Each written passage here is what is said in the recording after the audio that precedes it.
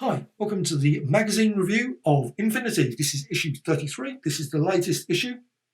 Just come out, £3.99, found in your favourite newsagents, shops, whatever. But picked up my copy and I thoroughly enjoyed it as ever. I've got a number of the issues now. I think I started about issue 16 and wish I had bought earlier. However, I didn't. But there's also digital downloads, so there's certain issues and they've got a lovely list of all of the issues at the back.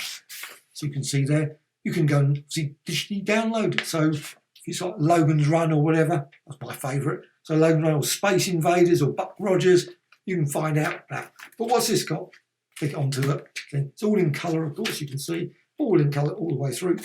Some black and white pictures, of course, like A for Andromeda, obviously a series that was in black and white. You've got an advert there for Dark Side, which is their other magazine, Sweet Caroline, obviously Caroline Monroe, and Carry On Hammering and many more. So that's a great magazine as well. So what's in this one? Man Called Ironside, not Perry Mason or Raymond Burr even. You've got Robert Wise's Day the Earth Stood Still, Land of the Giants, Lionel Fanthorpe,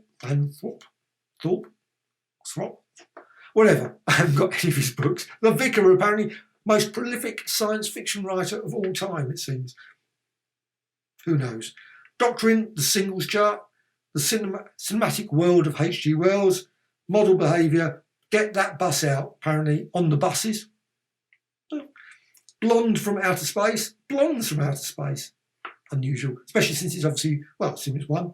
A for Andromeda, and Jackson Live. We interview Jason Bostwick, who was starred in TV's original Captain Marvel, original series of Shazam in the 1970s. And there's also reviews and much, much more. Now, love the introductions. The introductions are always brilliant. Childhood Joys, Wright Herbert, Time Machine, you can see obviously all the various things there. Jenny Agutter there, Book of. Then Ironside. Michael Ironside, obviously appeared in loads. It's always amazing how many films you turn on science fiction films or something, and suddenly, oh, it's Ironside again. The guy, Michael Ironside, unbelievable. And he's appeared in some real brilliant films and some not ones that I would crush, but he's always a great character. You always know, evil villain, great guy, whatever. There's a whole range of brilliant stories. Love it.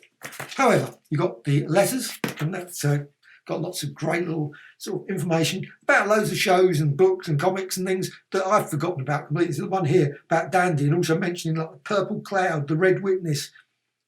Some of these ones, hopefully, that Rebellion pick up and the Treasury of British Comics. It'd be brilliant. Remember that. Weetabix, Doctor Who. Then Day the Earth Stood Still. Not one of my favourite films, to be honest. I mean, it's still good. Thoroughly enjoyable, but it's been on so many times. I've seen it a number of times. It's one of those ones that if it's on, you think, watch a bit of it, might watch. It's fairly familiar, but it's still very watchable. The world threatened with destruction by a distant planet. Great story. How many science fiction comics and books have had similar sorts of things? Alien invasion, big robot, and all those. And the good old twists and turns in the story. Which, of course, if you haven't watched the film, I'm not going to say. So, Land of the Giants as well. That's continuing the one that was in last issue. And I didn't realise there was so much about Land of the Giants, and it's quite amazing. It was a good series. I love Land of the Giants. Time Tunnel, Lost in Space. I loved them all. And I must admit, I didn't realise lots of the stuff about it, so which is really good. What was it? Yeah. By early 1980s, Land of the Giants had virtually disappeared from pop culture. No, I don't think so. I still remembered it all the way through the 1980s, I'm quite certain. However, the worst TV shows ever included the Giants. Actually saying that includes quite a few lists of shows that I quite liked as well. Shows I've got absolutely no taste. However, Lionel Fanthorpe, and I have never read any of his books. I might have done, I don't know. Certainly L.P. Kenton. None of those names are familiar, I must admit. However, obviously, he's created loads and loads of great stuff, and obviously his wife does as well. So it's yeah, and I love that bit there. Oh, in Turkey, wow, lovely picture there. However, great article as always. I love these articles. These are just because they're quite often they're about something maybe you just don't know. And there's thousands and thousands of things about science fiction and whatever, all those things I don't know. And I must admit, I didn't know anything about him. So now I can go and look, and I can perhaps purchase 1 or 2 of his books. So that's really good.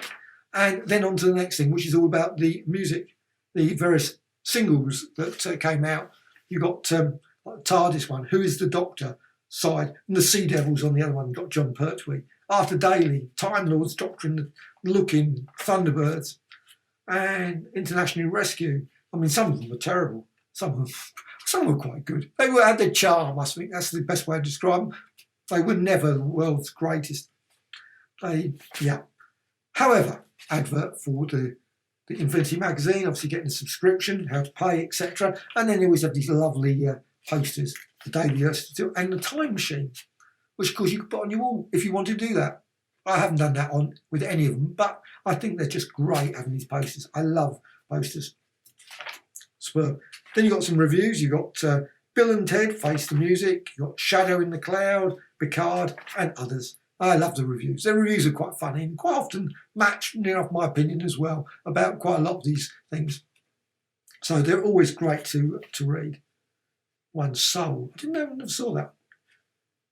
Double team. However, next one is about H.G. Wells. And H.G. Wells, I didn't realise so many films. Invisible Man, Island of Lost Souls. You've got Time Machine, of course, Things to Come, War of the Worlds, and also mentioned about films that were never made. This one, quite unusual. Anyway, don't want to spoil that.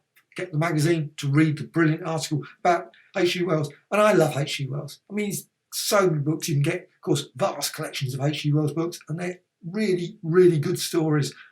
Brilliant writer. So, also got about models. Now, I must admit, the section that I least interested in. However, not to put down, because other people obviously probably are very interested about this, about Machine versus Giant Scorpion on his kitchen worktop table.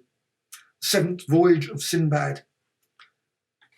That's, I must admit, 3D modelling and design of models and those sort of things was never a field that's and the film, I mean, some of the films, okay. It's one of those ones, I'm not a mega fan, I have to say. People probably put a comment saying, how dare you put down some of those films? But sorry. This one is like here, On the Buses. Now this, of course, I'll probably offend people by turning around and saying I'm not a mega fan of On the Buses. I mean, I liked them. I loved them at the time. They were great. I watched every episode at the time. Can't say I nostalgically, fondly remember them now.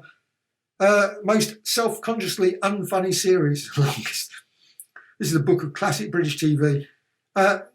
This Alan Bryce insists it's a true sitcom classic. And of course it was. It was a sitcom classic, and there were some great, obviously black and white in the early days. And you got the colour, and it had its moments. I wouldn't say that I'd rush and watch episodes now. And occasionally, if they put an episode on, I guess I would sit down and watch it. One of those ones I'm surprised they haven't put on maybe it is on BritBox. I've got BritBox. I love BritBox. And they've got lots. Why don't they put more of these sort of shows on? I would love to see On the Buses. I'm certain it's not on there. But they've got like Rising Damp and things. But some shows seem to have been forgotten about, which is pity because they're pretty good shows still. And if you even you don't watch all of them, Mutiny on the Buses, Holiday on the Buses, there is often sometimes ones that you think, that was a good episode. And quite often mentions a lot here, all the way through here, various episodes. And I remember the episodes. So they're clearly stuck in the brain somewhere, but I'm not certain I would actively. But apparently there's a thriving fan club scene on the buses. Yippee! Which is great. I love it when people are enthusiastic about shows and things like that. Good on them. It's absolutely brilliant. And why not? I would make me surprised if it's a fan club for George and Mildred. I mean, I loved it at the time-ish. But I can't watch them now, I have to say. That's the trouble with lots of these things. That's one thing I love about BritBox is you can watch episodes. I quite often watch one episode of something I think it was good back at the time and now. However, maybe if they put On the Buses, it would get, for me, we revive it and I might think, you know what, it was flipping good. So that would be absolutely brilliant. Anyway, on to the next thing. A for Andromeda. Now that would be great. They've got a lovely article about A for Andromeda. Blondes from Outer Space. And of course, that series, obviously the second part survived. The first part, A for Andromeda, sadly been lost forever. Of course, you got the book, brilliant, Fred Hoyle, and the one here with the cover with, yeah, that's quite something. Julie Christie on the cover. Now, I think that was just one of my favourite covers of books. I don't know why. It's weird. You've got the cover there, A for Andromeda. Just something about the design just sort of always struck me when I saw that. Beautiful book. Especially when you look at some of the other covers, not so great. We also got little adverts as well for the Radio Times. Tuesday evening at 8:30, the final episode of the science fiction thriller can be seen. And then you've got Jackson Live. Now, I've never seen any of these, so I can't say whether it's good, bad, or indifferent. This is Shazam, 1970 series. I would love to see it. And then, now that, of course, won't be on BritBox, but it's the sort of thing you think, maybe they could put it on Amazon or something, or Netflix, those sort of things. Be good. Why not? You've got the comics. I love the Shazam film. Definitely there should be a revival. Apparently Shazam, WarnerArchives.com, so I guess that's a good source. Then all the way through, you've got the Ghoulish Publishing at the back, and they've got these brilliant books. I love that one. The Italian Horrors one was superb.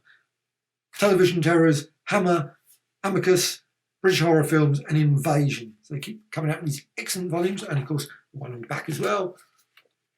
It's going to be, now, whether it's the same, I don't think it's obviously the same people, but check it out. It's nice that they advertise these sort of things on the back.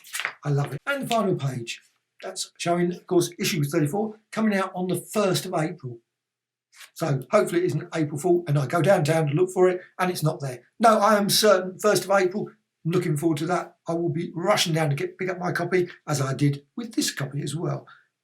And what's got in it? Lost World, Radio Times, 77 Sunset Strip, Beezer, and obviously Tom Baker, and so lots of great little things. And I'm going to, it says here, Infinity 34 on sale at all COVID-free newsagents. Yay!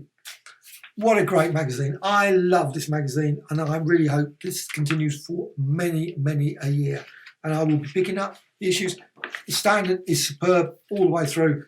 This issue, no exception, thoroughly readable, very funny, and totally informative as well. So what can you say other than totally recommended?